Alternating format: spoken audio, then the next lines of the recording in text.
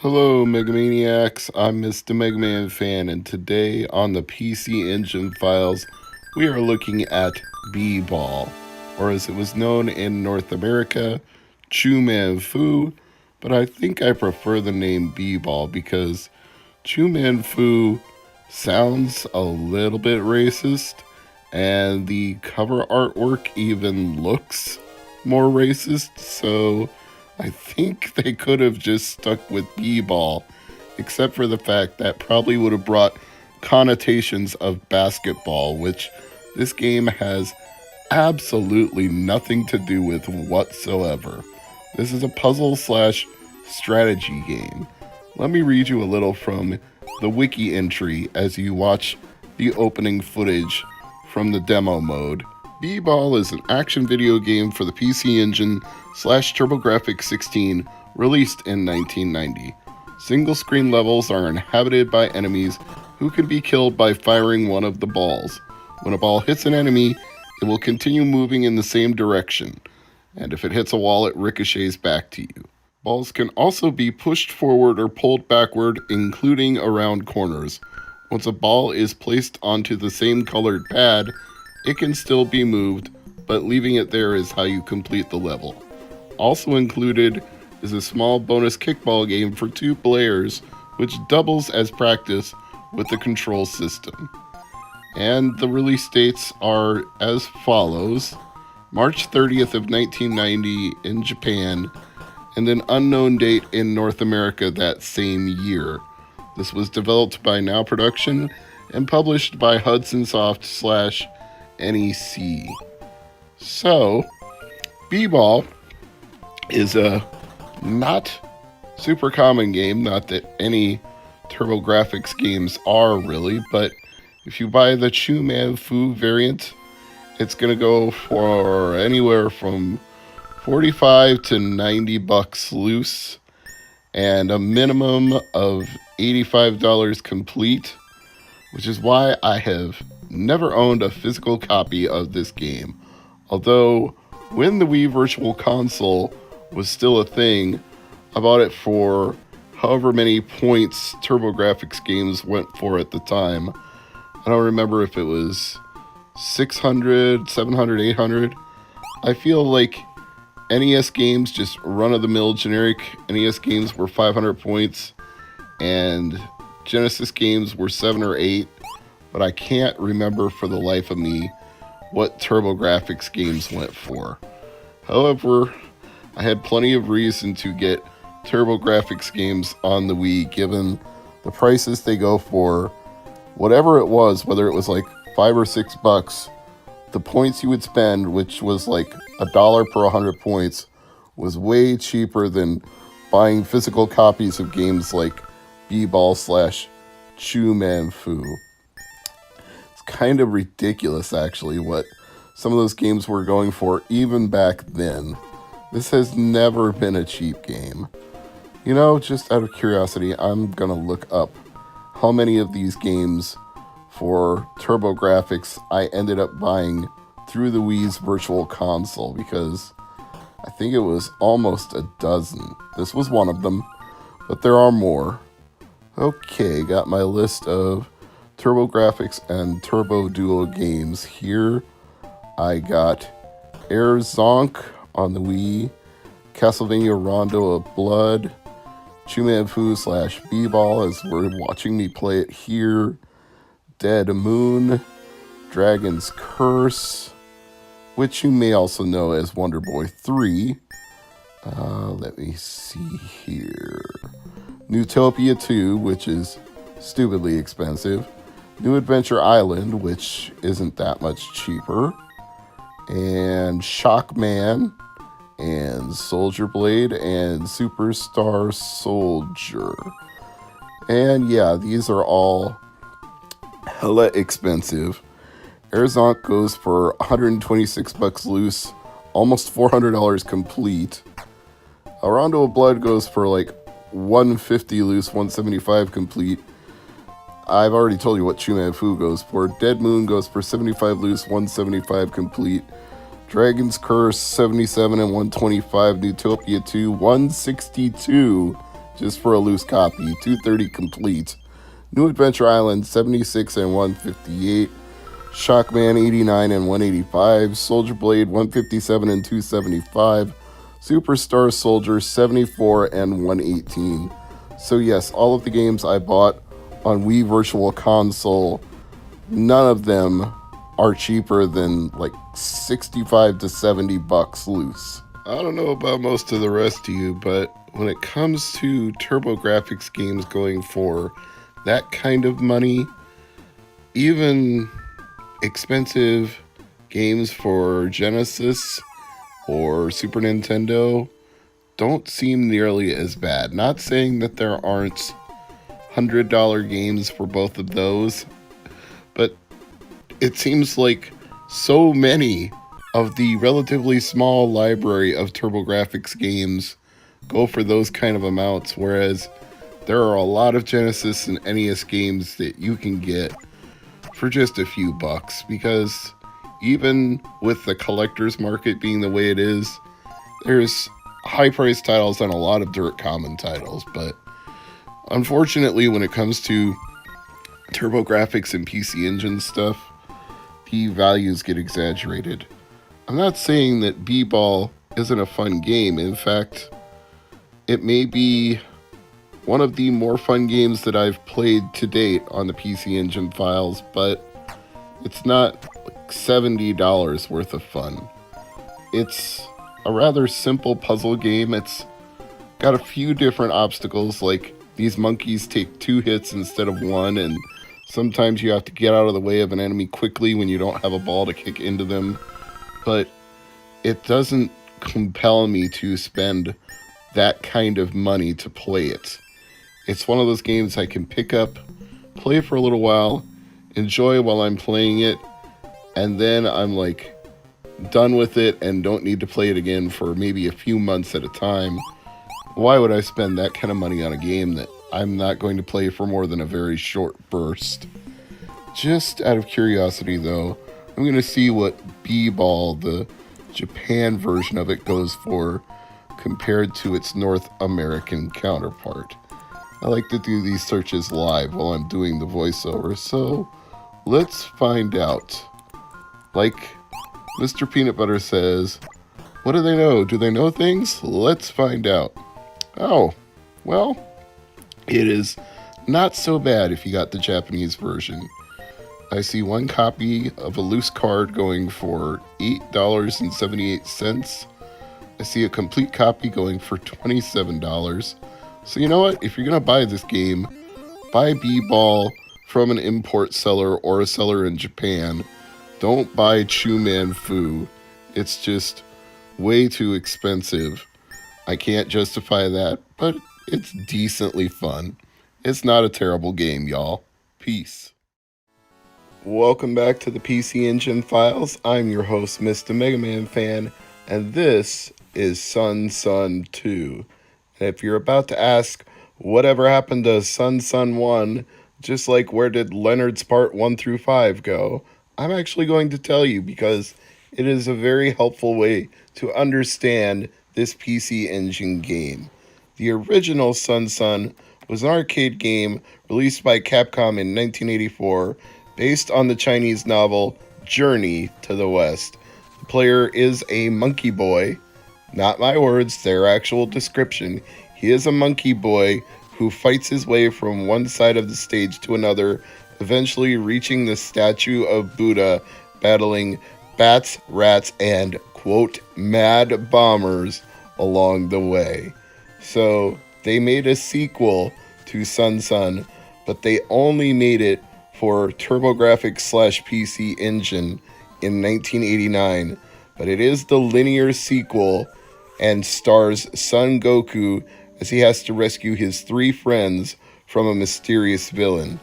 And I do mean mysterious, because if you watch the intro after I hit the run button here, when he walks on the screen, thundering, shaking the concrete as he goes, he is completely shrouded by a silhouette with a question mark over his body. He is a literal mystery man. This game is actually a very interesting mix of multiple different elements. I would start out by comparing it to the Wonder Boy games in terms of scrolling left to right, collecting fruit as you go, defeating enemies with your weapon, which appears to be a staff that you can extend outward towards the creatures that you're fighting. But then I would say it's got some RPG ish elements because you're not collecting these fruits to restore your health as you might in a Wonder Boy game where it's constantly depleting. The only thing that depletes your health is getting hit by the enemies or jumping into lava, as you see there. So, what you need the fruit for is zenny.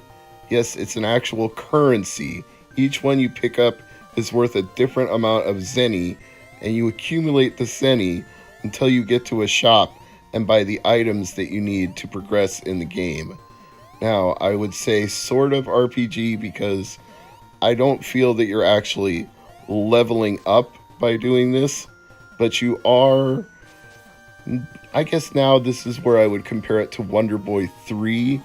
You are making progress in the game by acquiring the items, by killing the monsters, and going to the shops to get the items you need. So it's got elements of two different Wonder Boy games.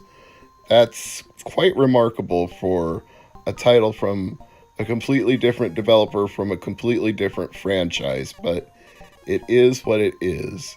And what it is actually quite a fun game to play.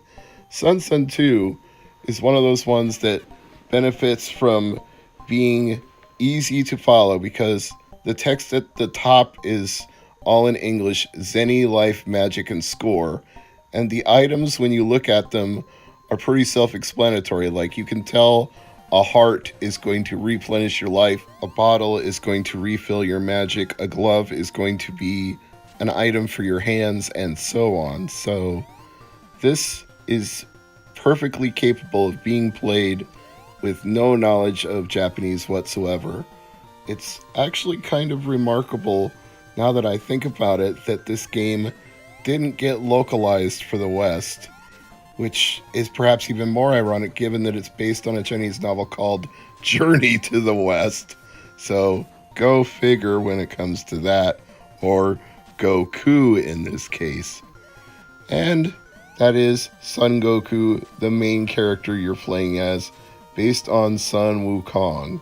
His three friends that he sets out to rescue are Hakai, a pig with a pitchfork, Sagoju, a kappa, and Sanzo, a man traveling to retrieve Buddhist sculptures.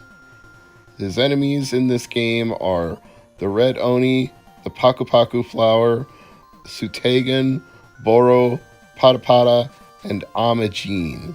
The bosses in the game are the Immortal of Tiger Power, Red Boy, a fake Son Goku named Goku, the Immortal of Dragon Power, Ginkaku, Kinkaku, Demonic Lady, and the final boss is the Ox King.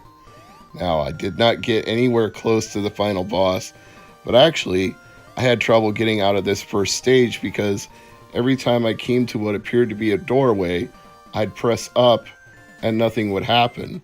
And I was mystified. I was like, okay, clearly I've done something wrong here. I didn't buy the correct item from the shop, or I didn't clear all the enemies from the level first, or I didn't unlock a secret passage by striking the right area with my weapon here. So I was just struggling without a clue, with no idea as to what to do to progress to the next stage, because I'd stand here and push up on the controller, on my PC Engine controller, and nothing would happen. So what's a Son Goku to do? I had to keep exploring around, going back to the shop, seeing if I could find something that would help me. While you watch me try to find something that helps, I'll give you a little more of the info about Sun 2. The planners are Masaya Higashitani and Yoshiki Okamoto. The object design was done by Susumu Ueda and Takashi Shono. The scroll design, and I apologize if I butcher any of these names here, was done by Naoi Nonomura, Yuki Kiyotani, Yukio Kuromoto, and Miki Mikami. The sound was done by Yoshishiro Sakaguchi and Manami Goto. Special thanks went to Akira Yasuda, and the programmers were Masayuki Akahori and Yoshito Ito. It was presented by NEC Avenue. That is all the credits that I can give you for Sun Sun 2. So, should you buy Sun Sun 2 for PC Engine? Should you play Sun Sun 2 on a TurboGrafx 16 with an SSD 3 or an EverDrive? Should you find a ROM and emulate this on the platform of your preference? I would say yes to all three of those things, but just to be on the safe side, let's find out what it currently goes for on the open market, because you know me, I don't like to just tell you to buy things without knowing how expensive it could be to acquire them.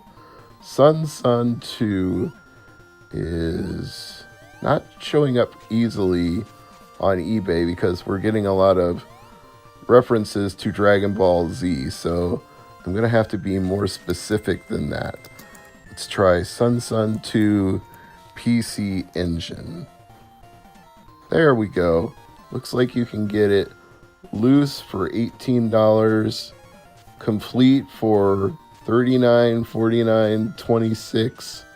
The prices are kind of all over the map here, but you can get a loose copy for less than $20 and a complete copy for $20 to $50, it seems. So not the most expensive game in the PC Engine library.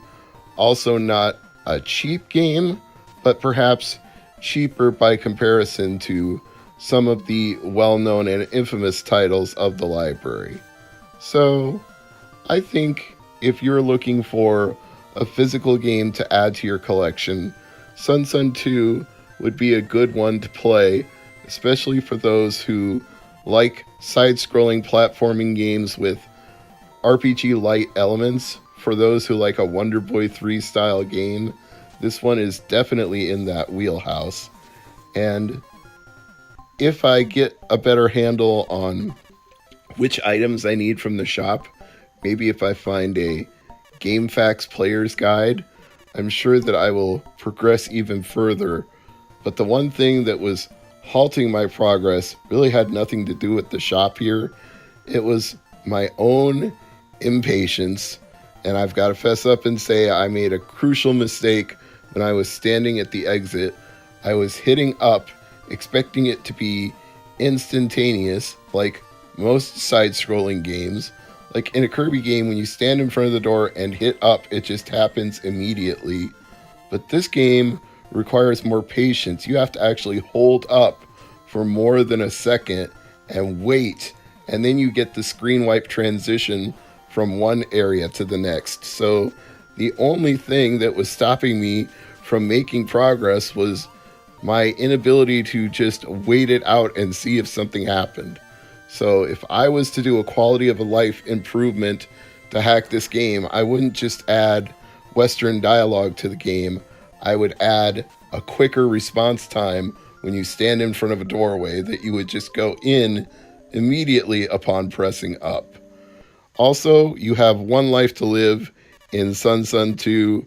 When you run out of health, there's no extra lives, so do keep that in mind and acquire items strategically and avoid enemy hits frequently, because once you're dead, you're starting over from the very beginning, unless of course you're using save states.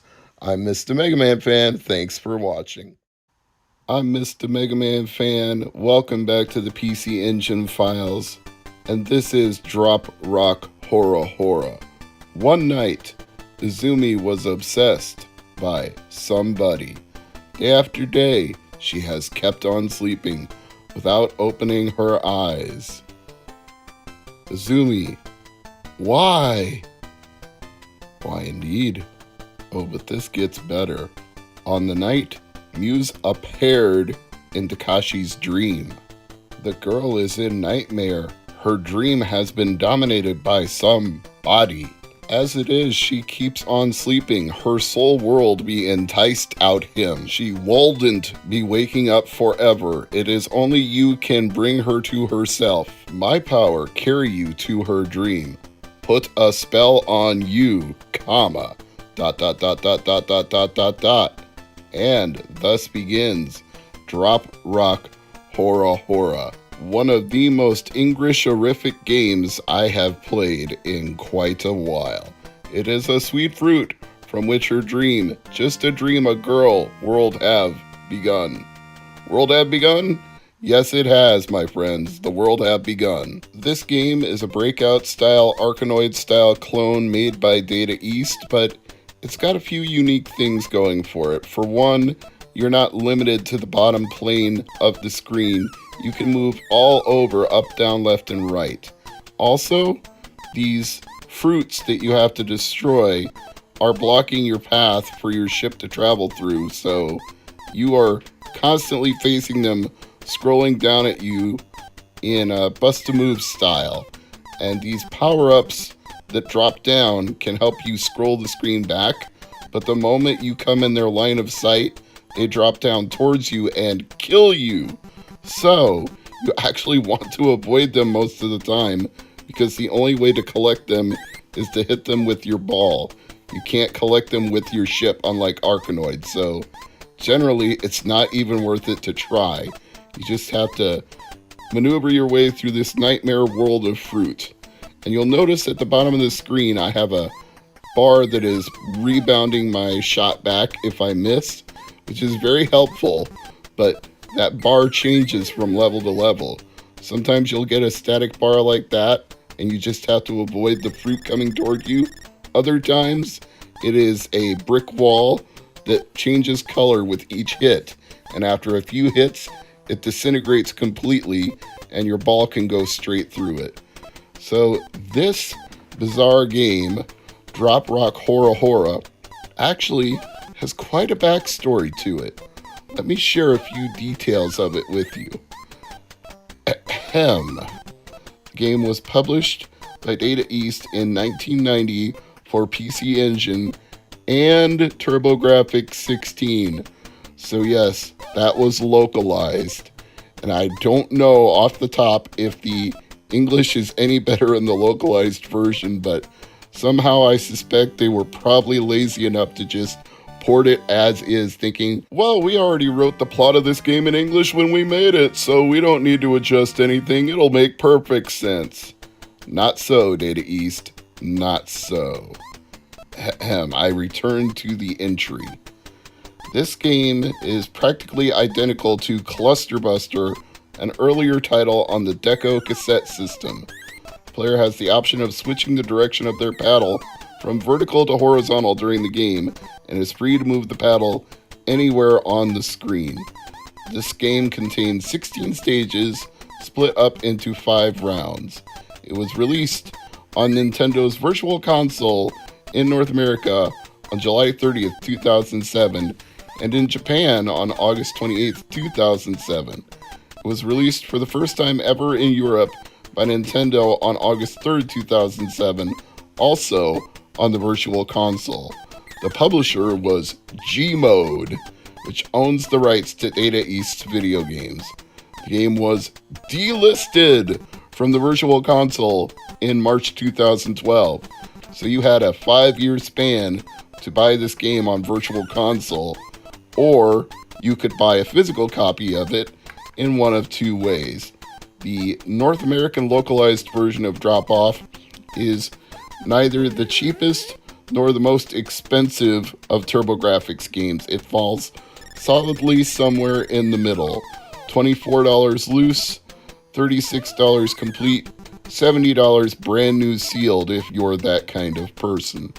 Or, if you want the English-orific version, which is really, and I do stress this one in particular in this case, really the exact same game.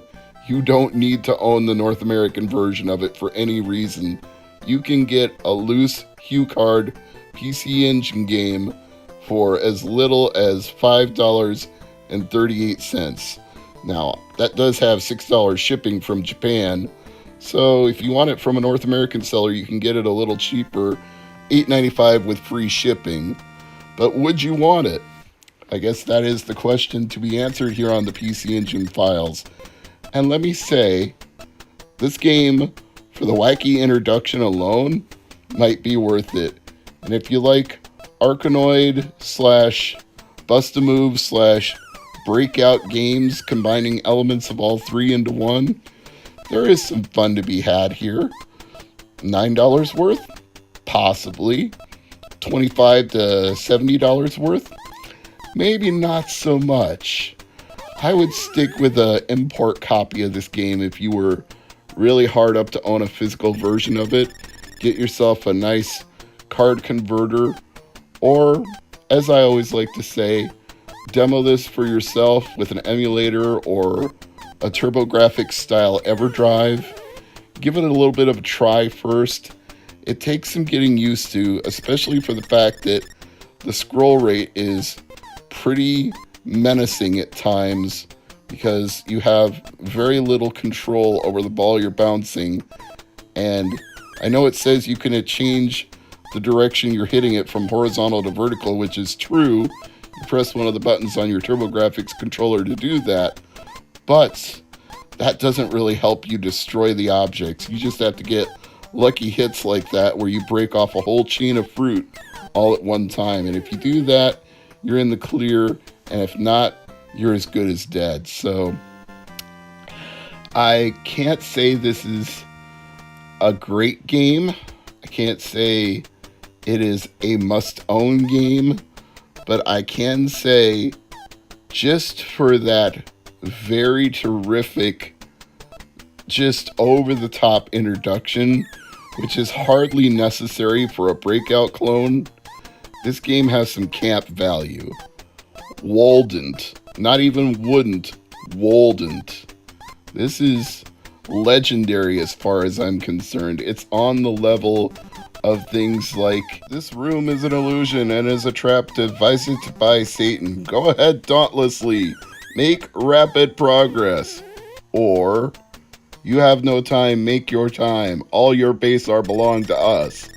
It is that level of just wonderfully, horribly botched attempt at turning something into English that did not work out in the English language.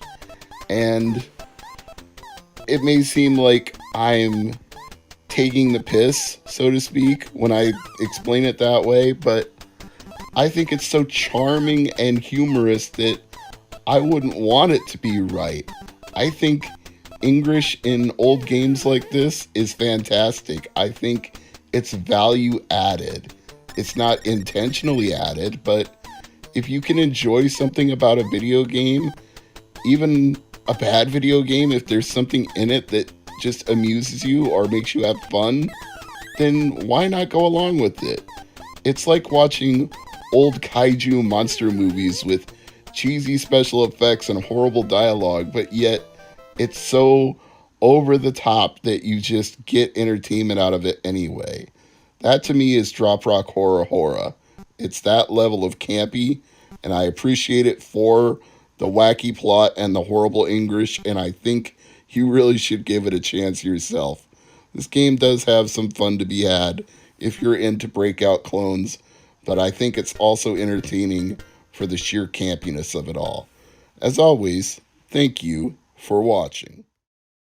I'm Mr. MegaManFan. Welcome back to the PC Engine Files, and this is P-47, the Freedom Fighter, or also known as P-47 Thunderbolt, which is only part of the confusion surrounding this game.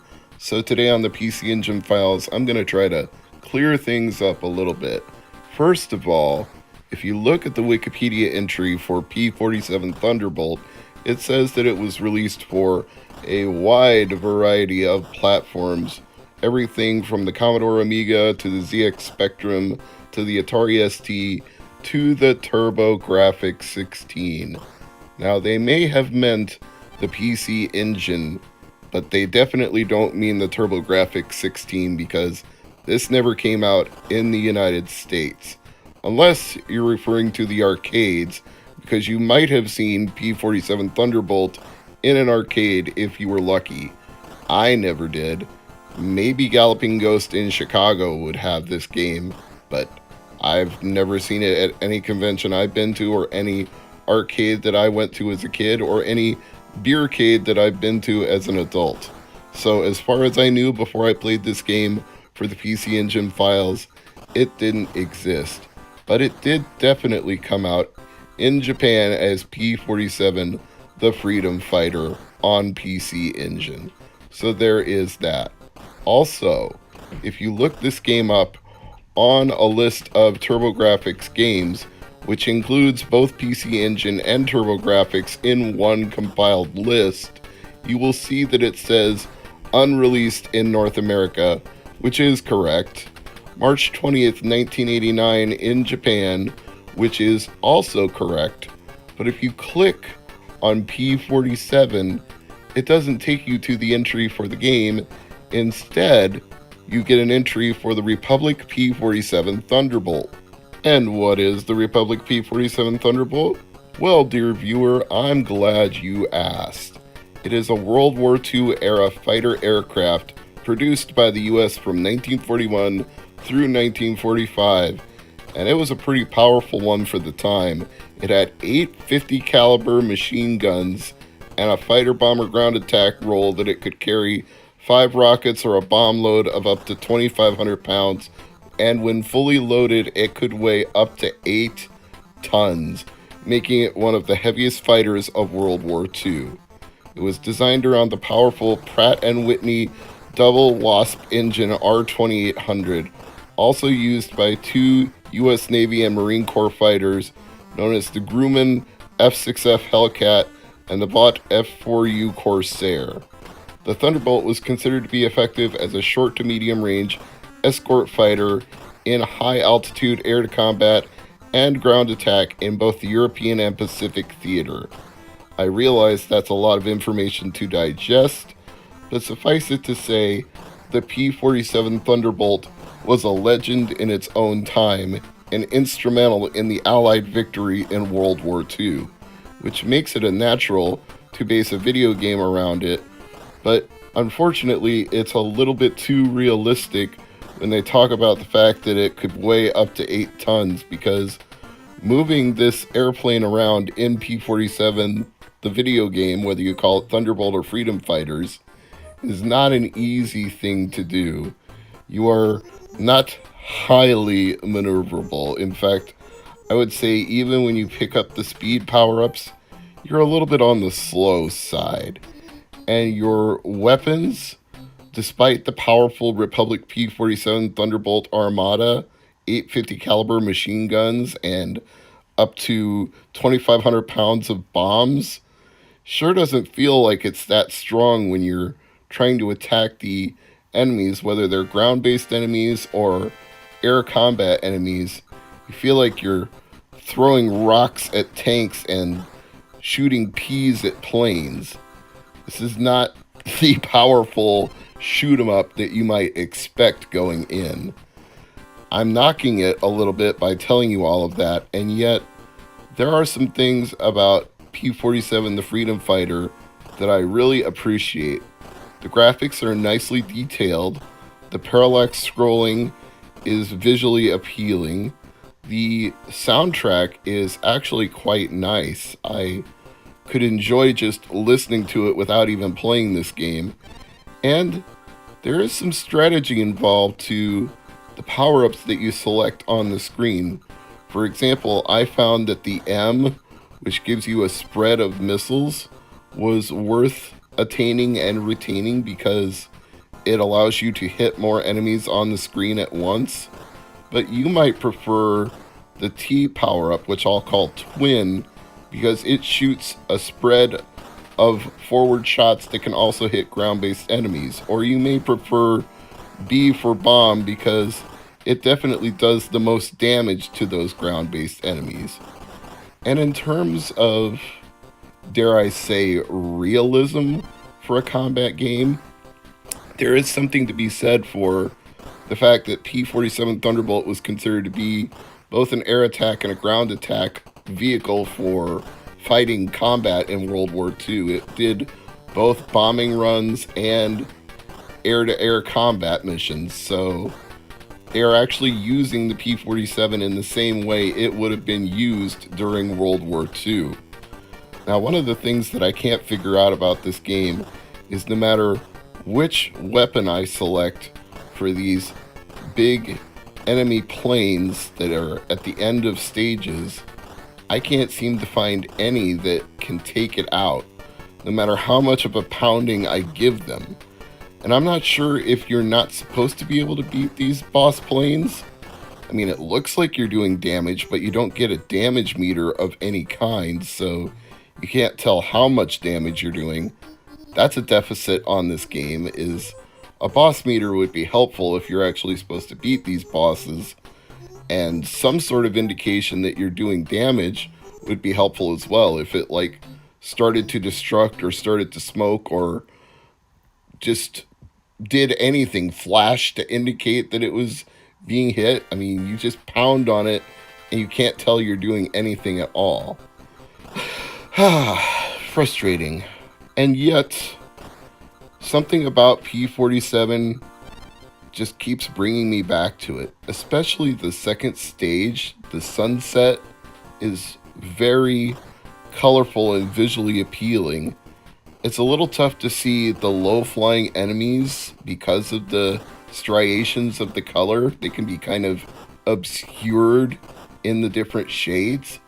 But I think that's actually part of the fun, is that would probably be the same effect you would have if you were flying an evening mission and dealing with the sun being in a certain direction. You might have difficulty seeing planes coming from that direction because of the glare or because of the sun's color lighting up the sky in a certain way that might camouflage enemy aircraft. So I feel like there's attention to detail in certain areas of P-47, and in other areas it's like maybe you're trying a little too hard to be realistic and not giving the player enough information to work with. It is a very strange combination. But I'm gonna say I'd put this one on the recommended list to try it, at least through emulation or SSD 3 or whatever way you would like to experience this game. And as for the value, well, it was never sold in North America, so I can't give you that information because that doesn't exist, despite what Wikipedia might have you believe.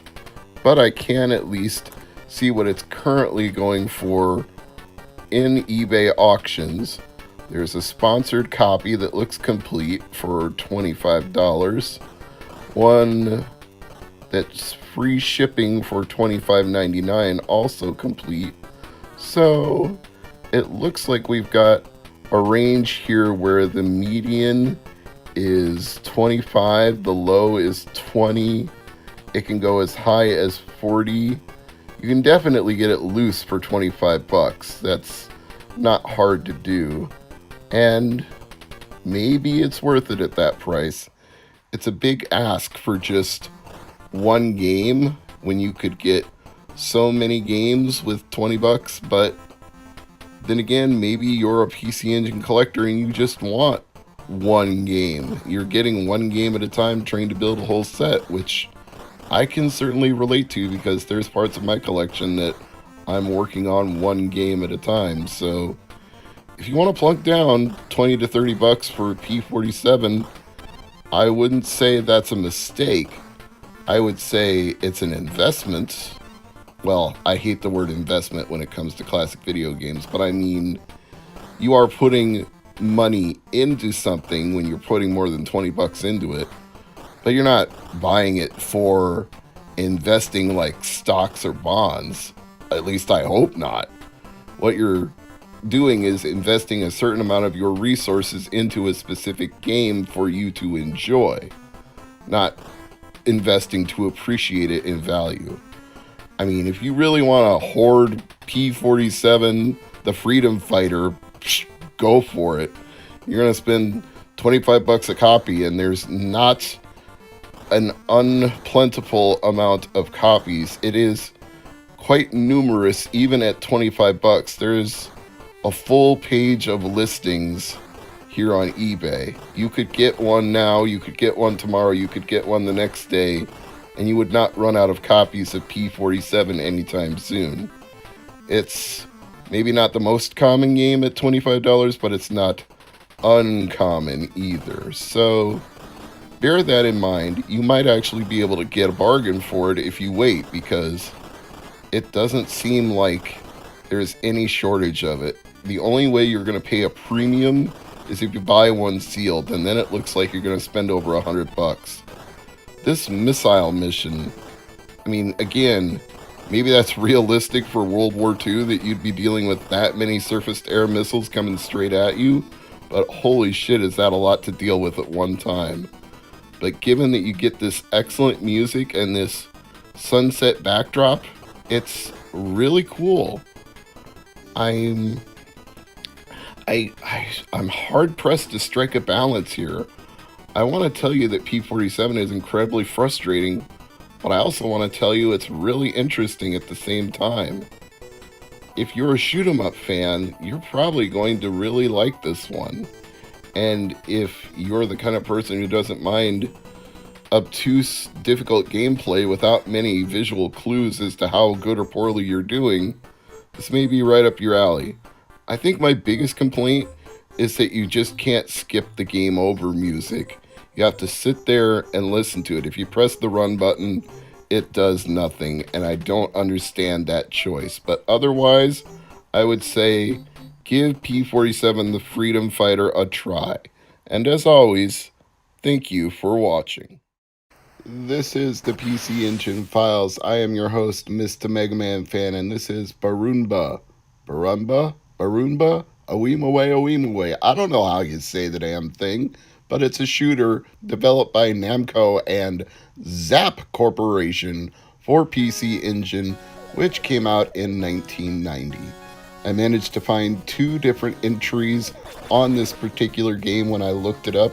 One was the Video Game Den, and the other was pcengine.co.uk.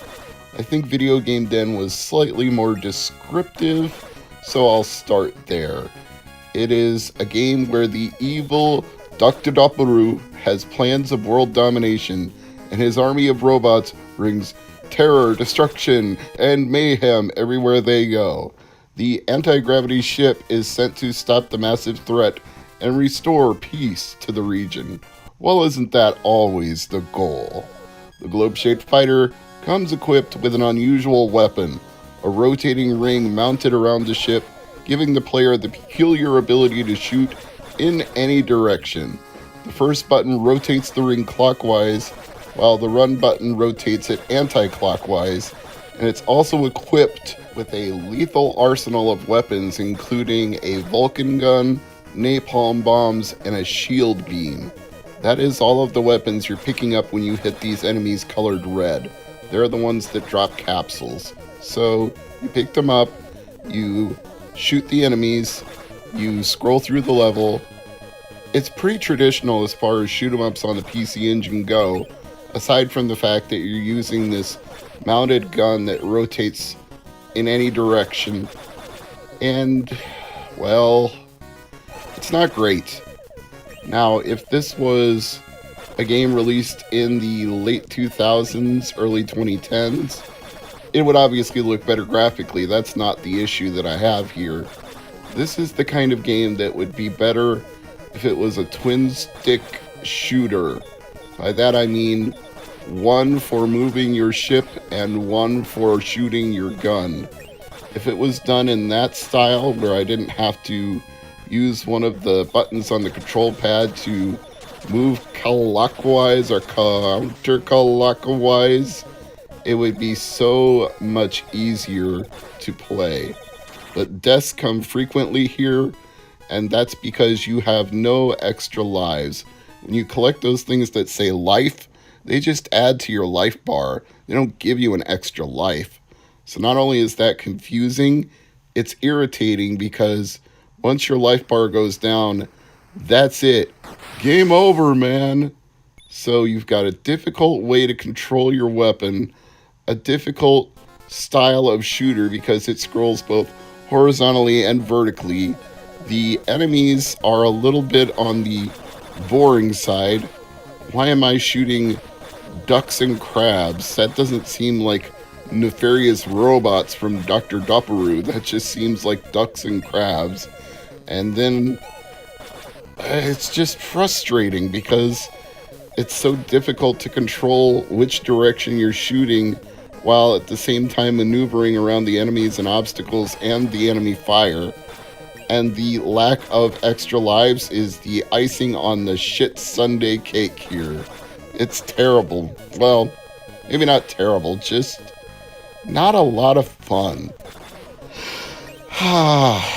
I like shoot 'em ups plenty good, and there are a lot of them on PC Engine, so there's no shortage of them to cover here. But Barumba, Barumba, Owimawe, I just don't know what to say away because I can't recommend this one, even though it's one of the more inexpensive PC Engine games that you can get. Goes for about $9 loose, 15 complete.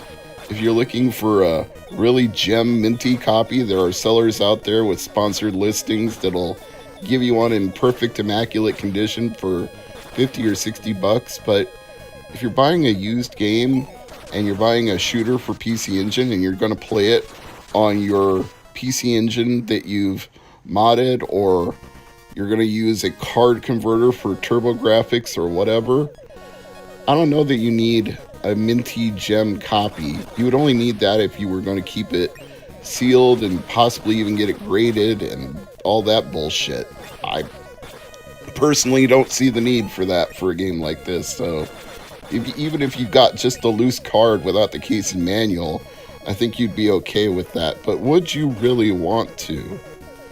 I mean, yeah, if you need more PC Engine games to play, it's definitely one of the cheaper ones that's out there, probably because it's not in much demand, because it's hard and it's kind of boring. So maybe if you just need more games to play, this would be one to pick up. And speaking of picking up, you do kind of pick up the play style over repeated tries, but that's going to be if you can maintain your interest long enough to get to that point. I'm not sure you can, would, or even should when there are so many better shooters available. As you can see, I just kind of got frustrated here and decided to hold down my auto fire and my clockwise rotation at the same time until I died. This is the kind of game that inspires shit behavior where you just purposefully fuck around and kill yourself because you get to that point where you're like, what am I doing here? I remember that actually happened to me once during Screen Cheat, where I was playing with my friends Chris and Antonio, and at one point I got totally confused as to where I was, let alone where my opponents were, which is the point of Screen Cheat, I admit, but I felt so hopeless at that moment that I just said, fuck it, and started spinning the camera around in all directions and spinning my character around in all directions. So I was already disorientated and confused, so why not make the screen go crazy at the same time to match my inner confusion with what I was seeing externally? This is that kind of game where you're just going to want to eventually fuck up on purpose because you're left a little other choice. You get frustrated, you get bored, and then you just start screwing around. I can offer one helpful tip for this game, thanks to the PC Engine software library at pcengine.co.uk. You can push up and run on the game over screen to continue from the beginning of a level. And since I never got past this first level, what else can I say? I mean, I'd just be starting over in the same place. It's always these falling rocks that doom me. I even tried stacking up my remaining life health bar to try to get through it and then just avoid the asteroids, and I couldn't even do it at that. So this is where I just absolutely said, fuck it, I'm done. But as always, thanks for watching. I'm Mr. MegaManFan, this is the PC Engine Files, and today we're looking at Kotobi, Takahai-kun, which translates loosely to Fury Delivery Boy. This is a game from Advanced Communications Company, and as you saw in the intro, Tonkin House. Now, my ability to play this game is going to be somewhat limited because it is very heavy on the Japanese text, so I have to rely on the explanation that I can get from various websites around the internet, starting with giantbomb.com. They say that the player is a delivery boy who must make a series of increasingly surreal deliveries across town, occasionally leaving the country and getting into trouble with drug trafficking? Holy shit, dude. As the player completes jobs, they use their earnings to buy better delivery vehicles, upgrading from a pedal bike to a moped to a state-of-the-art motorcycle. Destroying the vehicle drops them back down to the regular pedal bike. Now, Giant Bomb also notes this is exclusive to the PC Engine in Japan. Well, that would make it qualified for the PC Engine files, wouldn't it? And says that it is best known for appearing on the Japanese video game TV show Game Center CX. What it's best known for to me is I have no idea what to do here. I know it said I'm supposed to make deliveries, but I don't know what my delivery is, or who I'm delivering it to, or how I find them. Ah, yes. If this was Crazy Taxi, at least you'd get arrows on the screen pointing you which direction to go, and if you made a wrong turn, your customer would complain.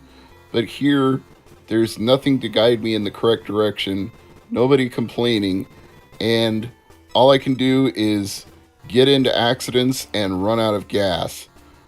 And that's kind of bizarre in and of itself. Like, with this moped, I can completely understand running out of gas, but you can run out of gas on a pedal bike. I mean, you could run out of energy, you could be so tired you couldn't pedal anymore, but that's not running out of gas. Yet, this game doesn't bother to distinguish between the two kinds of bikes when it says out of gas, mission fail. And that's just absurd on its face. Now, I have another entry here that is even less informative on the PC Engine website, but at least it tells me you get on a bike and deliver stuff. Well, no shit, Sherlock, thanks.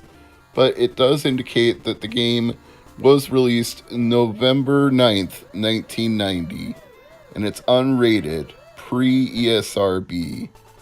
Other than that, though, there's not a whole lot out there about this game. It's obscure, and perhaps it's obscure for a reason. I'm willing to admit that somebody like my friends Sarumaru or Corbin in Japan, who have some literacy in Japanese and can speak and read it, they might be able to have more fun with this game than I can, but me, I'm not having much fun, and it's not just the language issue. I expect to not be able to read Japanese when I play a Japanese import game, but beyond that issue, it's just impossible to control this bike. Even if I knew where I was going and I could do something with that information, I'd still have as hard as hell of a time getting there because you can't just turn the direction you want to turn. You've got some sort of rotation logic where if you try to steer, you have to turn right to go up. It's one of those kind of games where you're turning the bike as opposed to actually using the D-pad to move in the direction you want to move. That might be fine for a racing style game, a top-down off-road type game, but for a game where you're supposed to make deliveries, don't make this unnecessarily complicated and arbitrary. Just let me push up to go up and left to go left and right to go right. And if I need to pedal, I'll hit the button. But for God's sake, why did they design it this way? I'm blaming you, Tonkin House. You're the one who put your name most prominently on this. Advanced Computers or whatever, I'm giving you a pass. But Tonkin House, you own this. This was your idea. You're the ones that seem to be the most proud of it. So good on you. You did such a fantastic job with this. Not. And if you want this game, it's not cheap either. I can find it in, quote, acceptable condition for $28 on eBay, which seems to be about the median price, but I wouldn't pay that for it. Again, without literacy in Japanese and a willingness to accept the frustrating controls, you're not getting very far very fast in this game. And with the PC Engine, there are so many great games. There are so many shooters, there are so many platformers, there are so many role-playing games that there are English patches for if you use emulation or your SSD 3.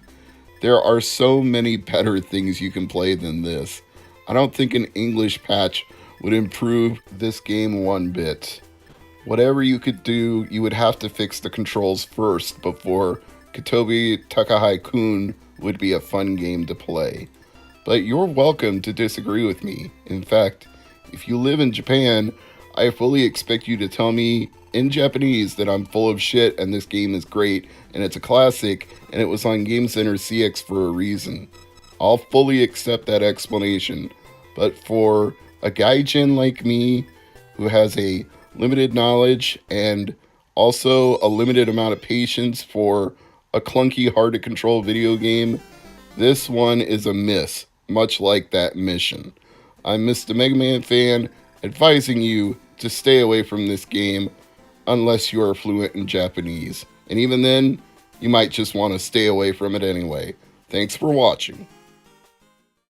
I'm Mr. MegaManFan, this is the PC Engine Files, and you're looking at Spin Pair, a Media Rings made game, which is a very unique take on the puzzle genre.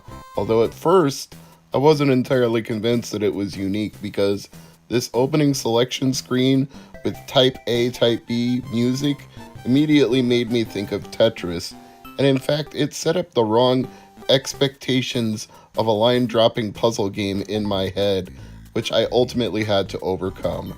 Let me quote a little from the PC Engine website, the software Bible that I frequent.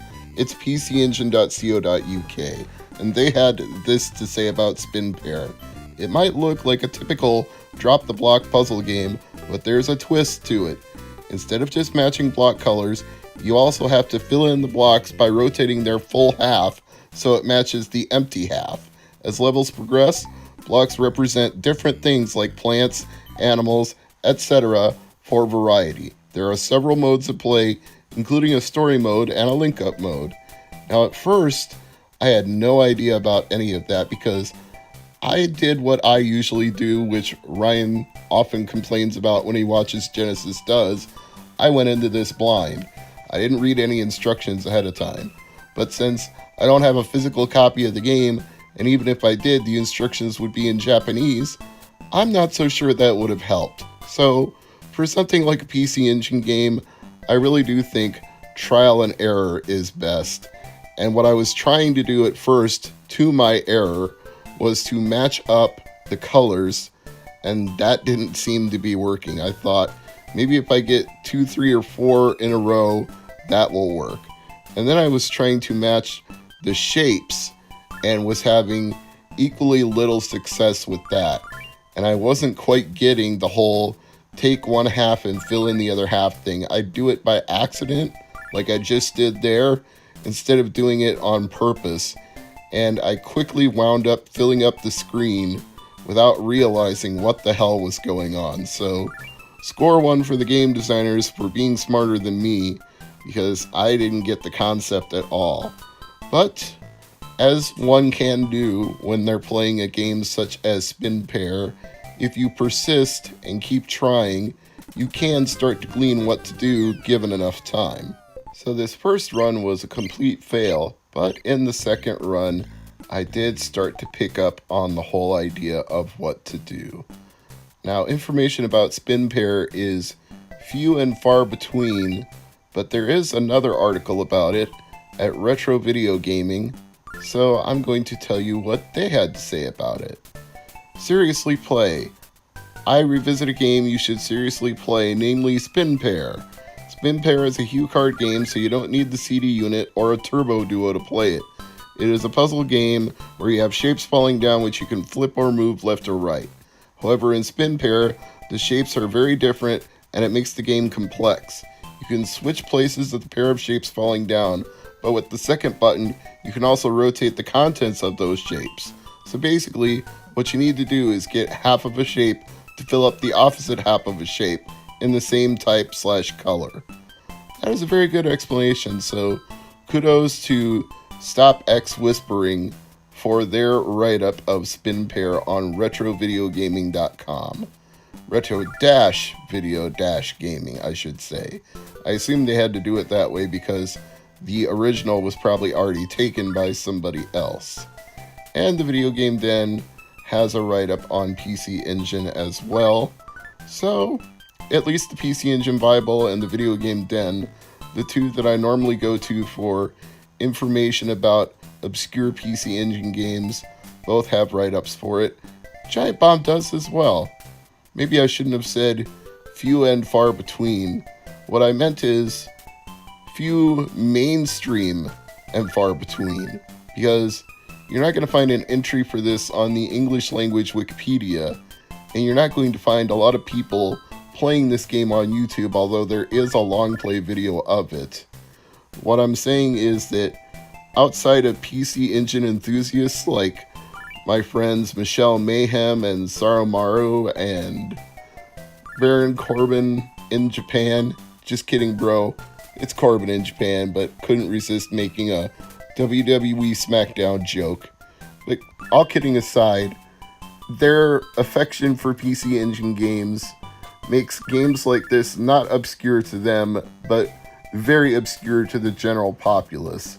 Which is why I do this series, because I want more people to know about PC Engine games, and games that should have come to the TurboGrafx in the United States if it hadn't run fourth in a 3-horse race between Atari, Sega, and Nintendo. So the PC Engine's North American counterpart was kind of screwed from the very beginning, because even though Atari was running a distant third, they were still running in third, so they were able to crowd out what little market share that the TurboGrafx could hope for, and by the time they released the Turbo Duo here, it was pretty much too little too late. So history records the way it went, but the nice thing about playing with things like the Super SD System 3 and card converters for a TurboGrafx 16 or an EverDrive or emulation, whatever you do, you can still experience these games. They aren't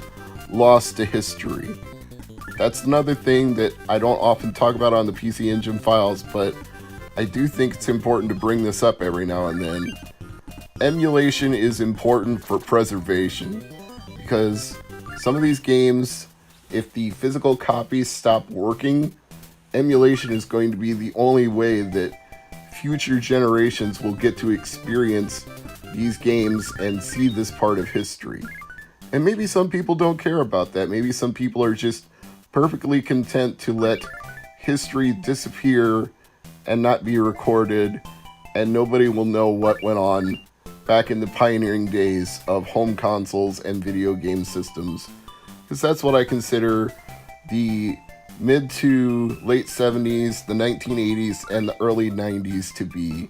I consider that like the pioneering era. The 70s in particular, the 80s is when it rose, crashed, and then rose like a phoenix from the ashes again. And the 90s is when it really started to take hold as smaller players dropped out. Other people tried to step in and grab a piece of the ever-growing pie and either ended up with a tiny slice or none at all.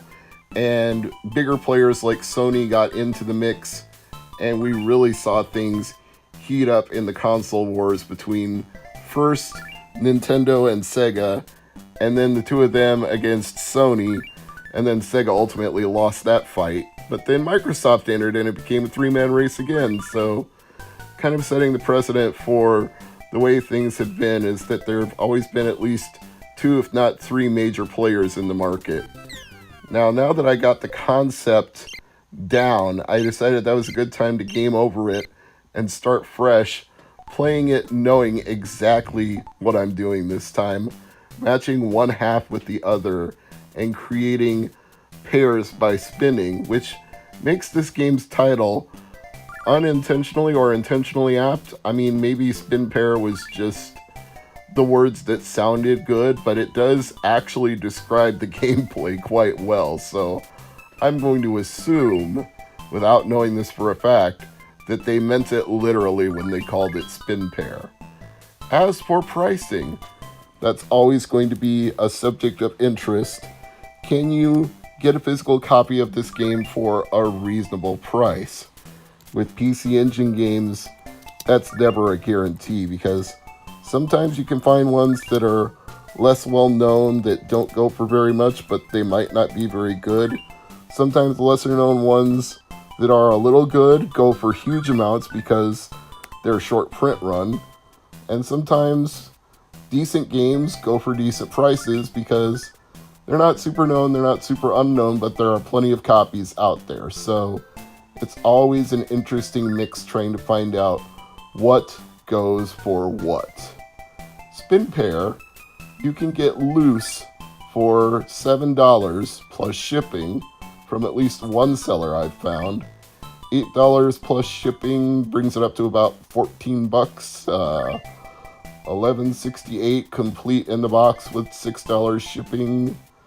14 bucks with $4 shipping straight from Japan for that one. So it seems like you're going to pay anywhere from, at a minimum, 10 bucks to at most 20, depending on whether you want it loose or complete. With shipping, it's going to bring it over $10, but you can get it for under 20. So Spin Pair is what I would consider an affordable game for TurboGrafx/PC Engine collectors. Not a bargain, not super duper cheap, but definitely not on the high end that things like Coryun and Sapphire go for. Those highly desirable games that every collector seems to want and that there are very few copies of floating around. So Spin Pair would be a decent place to jump in, especially if you like puzzle games. And this one, I'd say, is pretty good. Once you get the hang of it, the twisting and the filling the halves and the matching the shapes with the other shapes and getting the combos, which occasionally you can do when you match a half together and it rolls across to knock out other things, that's very satisfying. It's got a Puyo Pop kind of chaining to it that you can get into quite easily. So I would say this is worth taking the time to try an emulation, and definitely worth looking for a copy of, especially at the current price it commands. If you don't like puzzle games, well, too bad, then this won't be for you.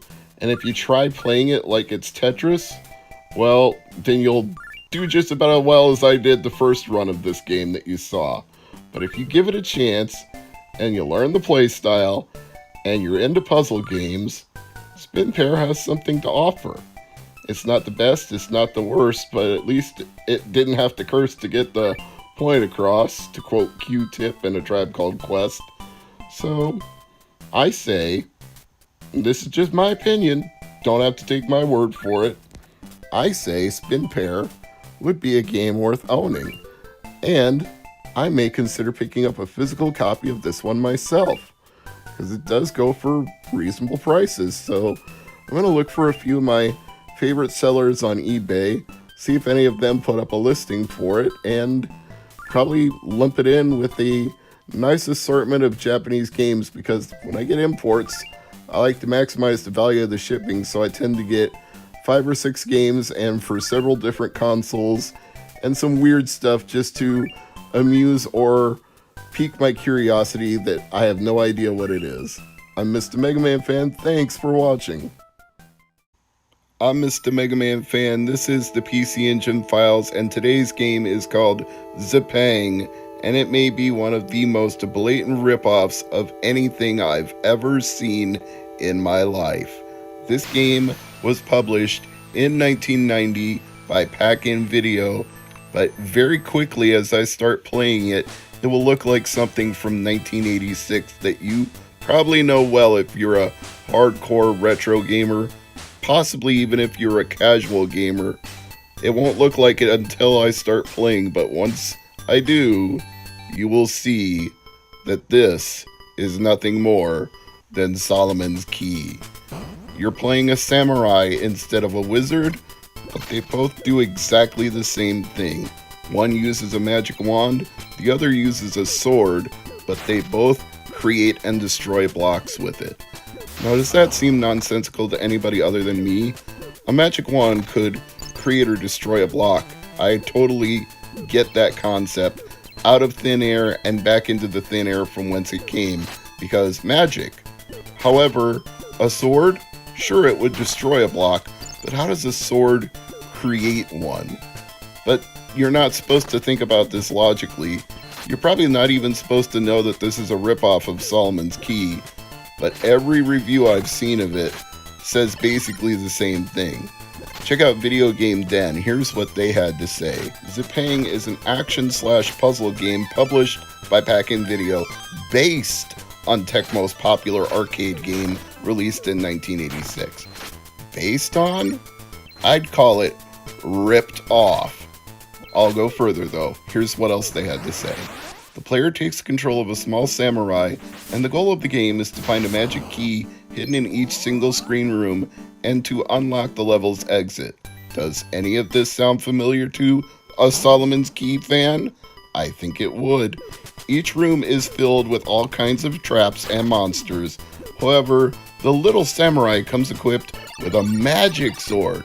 Oh, that's the excuse. The sword is magic, just like the magic wand.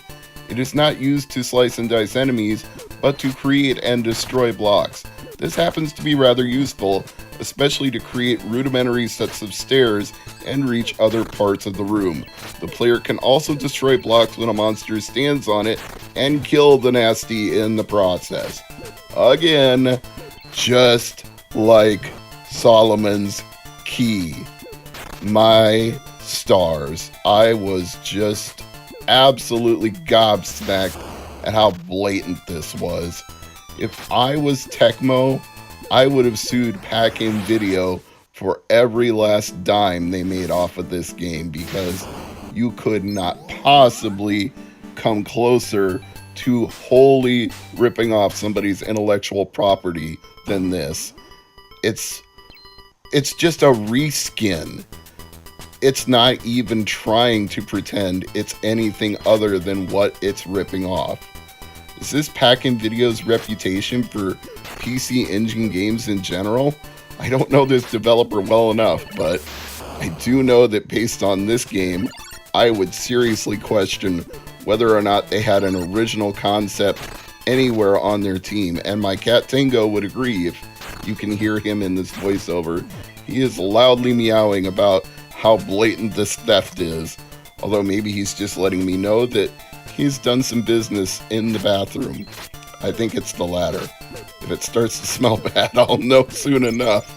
Anyway, let's see what else other people had to say about this game. Let's check out Giant Bomb. It's a puzzle game released for PC Engine in 1990. It is based on the movie of the same name, which in turn is an antiquated word for the nation of Japan. A comedy action movie from director Kaizo Hayashi that was loosely based on Japanese mythology. That same movie would also be the inspiration for the NES game Kabuki Quantum Fighter, which in Japan was called Jigoku Gokurakumuru, the name of the movie's protagonist. Sorry, I'm sure that sounded horrible coming from my gaijin Midwestern white tongue, but what can you do? Zipang plays similarly to Solomon's Key. Similarly? Yeah, similarly. Alright, let's see what the PC Engine Bible had to say. Oh, their entry is rather short. Action block puzzle game, known in another guise as Solomon's Key. Okay, folks, there you have it. 3 different websites, 3 different reviews, and they've all referenced Solomon's Key.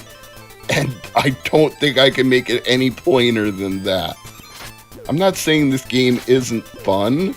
If you like Solomon's Key, you'll like this game. It's not like there isn't value to be had in playing a Solomon's Key style game. I enjoy block puzzle games. I enjoy strategy games. This is a little bit of both. And if you're going to rip off something good. So ripping off Solomon's Key is not a bad way to go. Although jumping before that slime drop fell was definitely a bad way to go, because I had the level beat and then just committed suicide right there by not waiting a second. That's what happens in this game. And in Solomon's Key in general, you have to be very patient and wait for traps and monsters to go by and then make your move at precisely the right time. Tango agrees again. Patience is key to winning a game like this.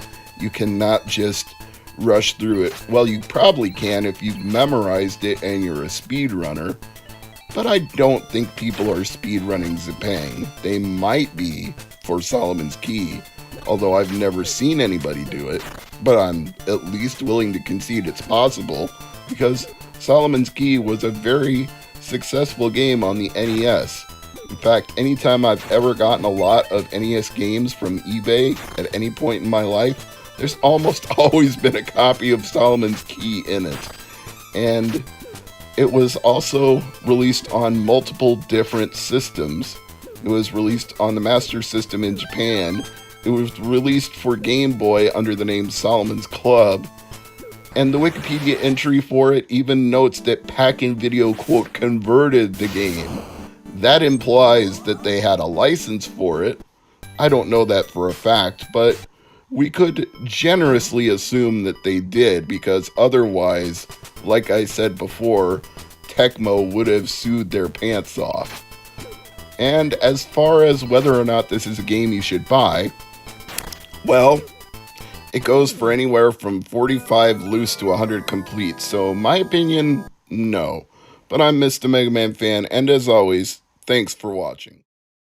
I'm Mr. MegaManFan, this is the PC Engine Files, and by special request, this week we are taking a look at Moto Rotor.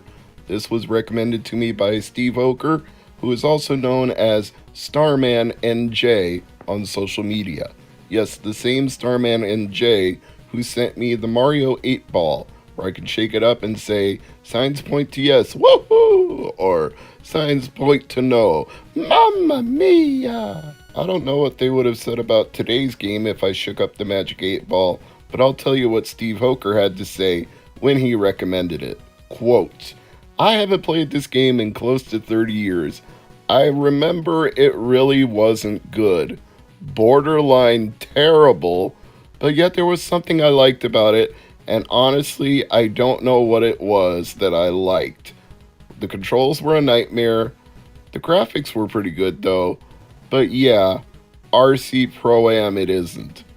And then he sent me a clip of the game. Well, happily, I'm able to play that game right here on the PC Engine Files for all of you, although not necessarily so happily for me, because when he said it was terrible, I don't think he was exaggerating one bit. I think he's right on the money with that one. This is definitely not RC Pro-Am. It might look a little like RC Pro-Am, but boy, is it not. When you're trying to steer in this game, it is an absolute, utter nightmare. The controls defy all logic. You can't just turn your car left or right as you want to. You can only turn in the direction that you're going. That doesn't even make any sense when I say it out loud, but it's literally the truth. And that shouldn't even be a problem for TurboGrafx games, because despite not having any form of analog stick, it actually does multi-directional controls in shooters and arcade games very, very well. It's one of the best systems from the era for that. But when you try to turn, you can't. It's as though the game dynamically adjusts the controls every time you go around a corner, because you would want to just go up, down, left, right on the D-pad. That's not possible. If you're going to the right, then everything is oriented towards the right direction. And if you're going up, everything is oriented towards the up direction. The controls just keep reconfiguring themselves as you're trying to play, and it's one of the stupidest things I've ever experienced in a top-down racing game.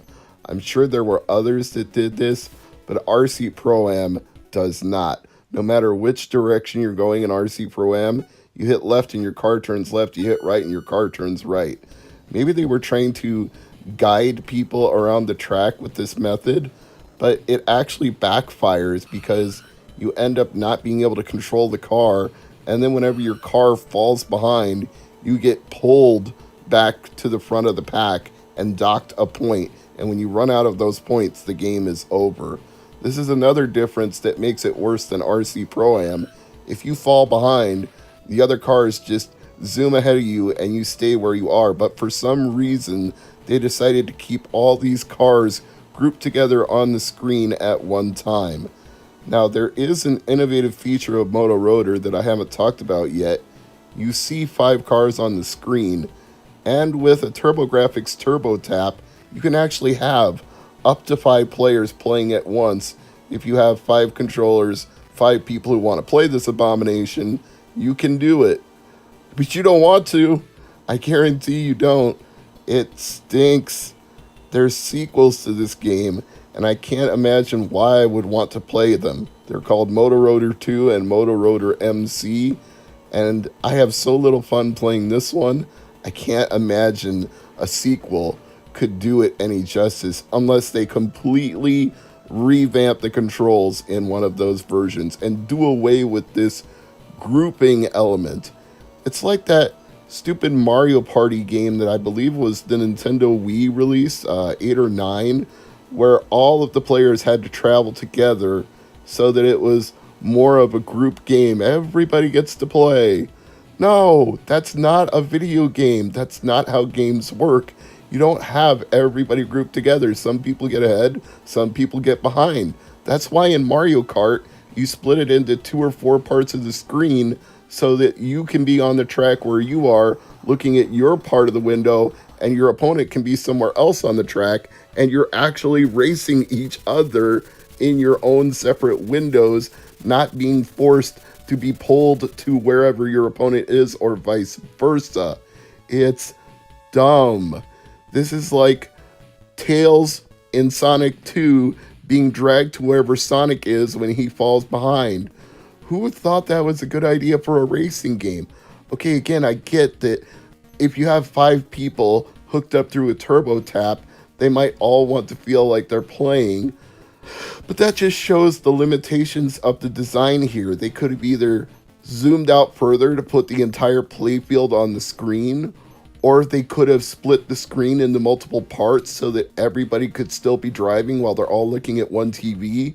This is just a failure of design on the part of the makers of this game, NCS. The publisher was Messiah Games in Japan, NEC in North America, Hudson Soft worldwide when it came to Wii Virtual Console. But why would you spend your points on that? I hope nobody bought Wii points and used them for Moto Rotor. At least if you're collecting for TurboGrafx or PC Engine, it's an affordable game. You don't have to spend a whole shit ton of money on it. It goes for $17.99 loose, $28 complete. Even new, I mean, it's kind of stupid to buy it new, but you could buy it new for not a ridiculous amount, $60, but don't. Whatever you do, don't do that.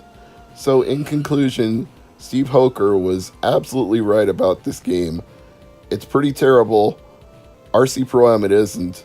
And unlike him, I don't think I can get used to it over time. I'm never going to be a fan of Moto Rotor. I don't recommend this one. Play it in emulation only. If you're a hardcore collector, get it. Other than that, stay far away from Moto Rotor. Thanks for watching. I'm Mr. MegaManFan. This is the PC Engine Files, and you're looking at Susanna o Densetsu, which I'm going to try like hell to make sense out of, but it only came out as a manga in Japan and a PC Engine game, and apparently also a board game, which would probably be even more obscure than this PC Engine title or the manga, which clearly the manga was the most successful of the three because it was published from 1979 to 1989, but it was never done as an anime, and as far as I know, the manga never got a translation for Western audiences. So there's no fan sub or official dub of any kind of anime because none exists, nor is there any serialized manga that's done for American audiences. So there is a whole lot going on here that is going to be very obtuse, including the fact that the series itself is based on a Shinto deity named Susanoo no Mikoto. And let me give you a little bit about that before I go any further. Susanoo no Mikoto was the god of sea and storms. And the Susa in Susanoo's name has been variously explained as being derived from any of the following. The verb susabu or susamu, meaning to be impetuous, violent, or go wild. The verb susumu, meaning to advance. The township of Susa in the Ishii district of the Izumo province, or a word related to Middle Korean susung, meaning master or shaman. You got all that? Because it only gets stranger from here. The plot of this manga is as follows. High school freshman Shingo Susa follows childhood friend Sayuri Yukishiro to their school's ESP club, whose members attempt to research psychic powers. They later discover there are two real psychics, Chigusa Mitsurugi, the beautiful president of the club, and Rei Uryu, a resident prodigy who opposes Chigusa and offers to enhance the psychic potential of anyone who follows him. Uryu tries to recruit Susa, whom he knows to have an immense power that is latent, in order to help him fight for justice, but Susa declines out of loyalty for Chigusa. Eventually, Shingo and Sayuri become a couple, but a savage gang of delinquents attack them and rape her. Sorry, that's what it says on Wikipedia. Didn't mean to drop that bomb on you in the middle of this look at this game, but yeah, this manga is kind of twisted. The trauma blows up Shingo's bottled psychic potential, creating a violent, powerful alternate personality bent on getting revenge. Now as a changed person, having lost track of Sayuri, Shingo fights through Yakuza thugs and his school's corrupt club alliance until discovering the attack was ordered by a sinister organization named Nosferatu.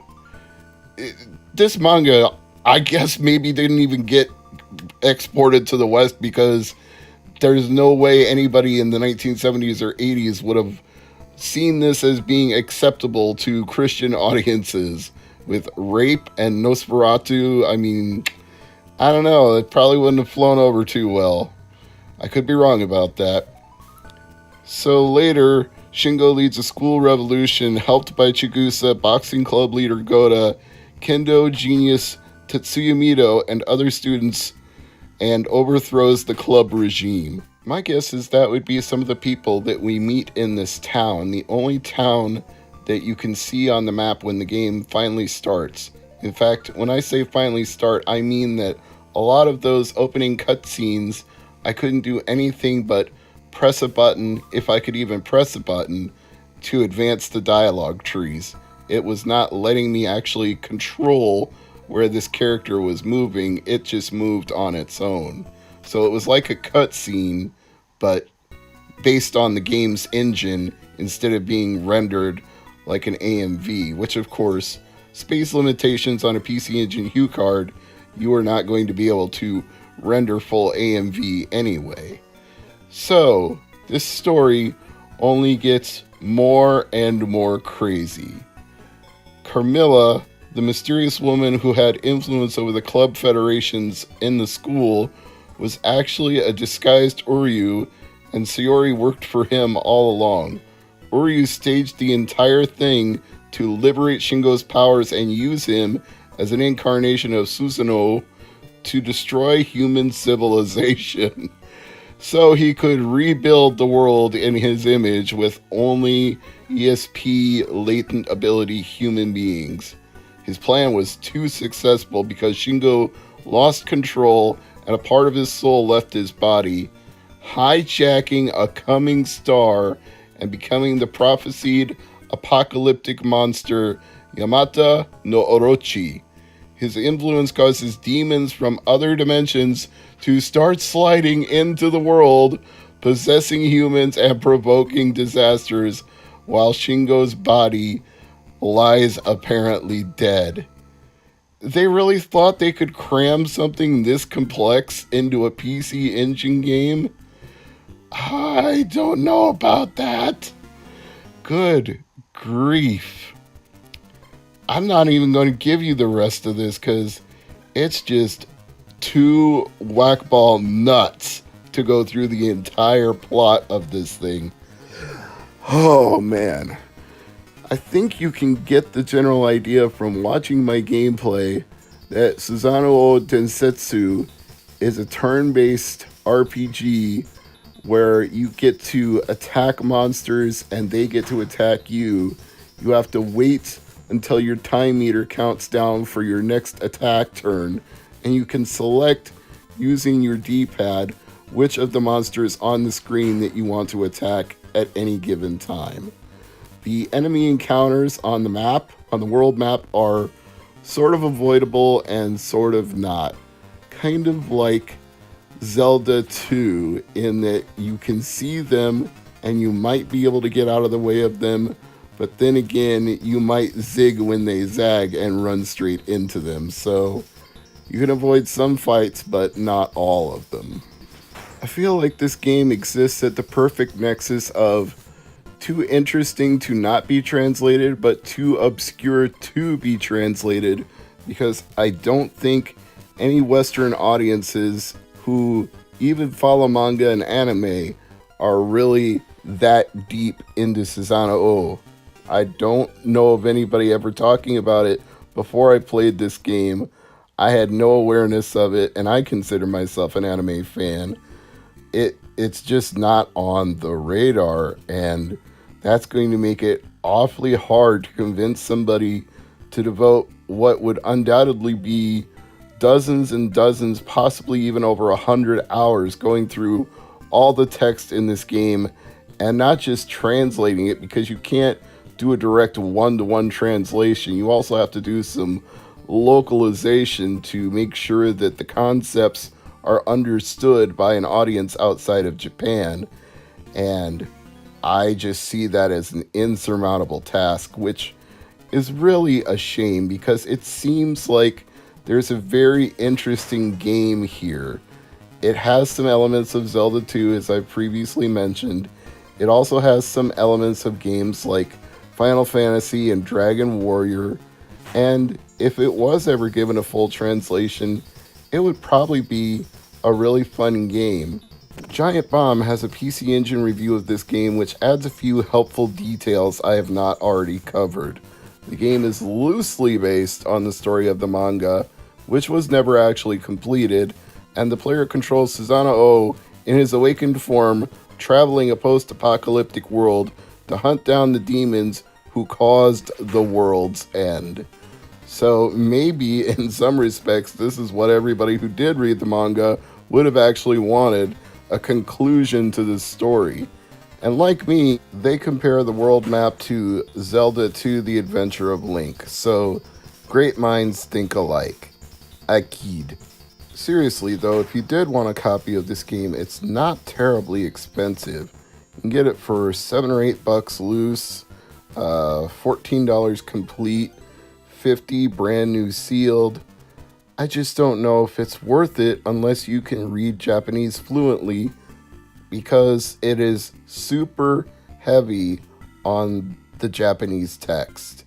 You're really not going to be able to get far, and this is as far as I got before I called it a day. Thanks for watching.